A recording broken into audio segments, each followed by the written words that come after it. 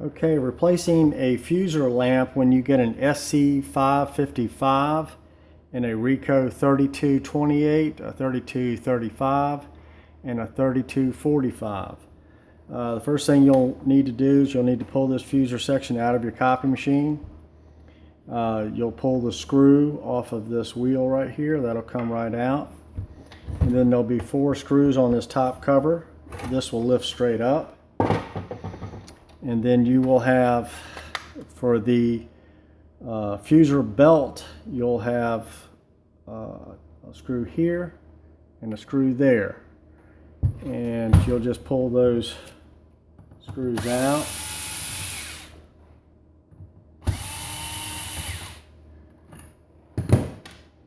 And then they'll just slide the lamp out. And this one will probably be busted or it'll have a blown element in it somewhere. When you put your new one back in, these has a little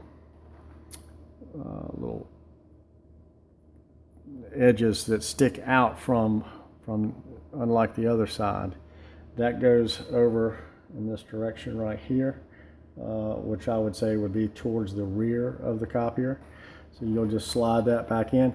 Now, before you put the new one in, make sure you don't do like I'm doing right here, which is put your hands all over it, because the oil from your skin will create a burnt mark, and then that will also make it blow as well. So when you put this in, you're going to want to use a paper towel or something like that to hold on to this. If you do touch it, use just some alcohol and wipe it down. And then just slide it back in like so.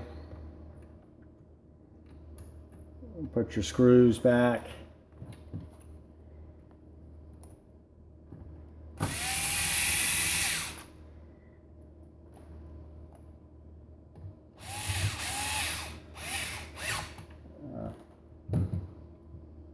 Forgot to mention, this is what that screw screws into. These just slide in on the side, so be careful not to lose them. They're easily lost. So we'll just put this one back in real quick. And I want to show you right here at the bottom, that's your pressure roller. There's normally a lamp just like this one that slides up in there as well. And it attaches on both sides, just like the upper fuser roller. So what you can do to see if one is bad is you can disconnect one side, and you'll need to get an ohm meter, set it on ohms, and check continuity from one side to the other. That way you can figure out which lamp is giving you the problem. Once you get the lamps back in, the cover just plops back down on there. Put your 4 screws in there. This has got a little flat spot on it, so you line it up with that. Put your screw back in.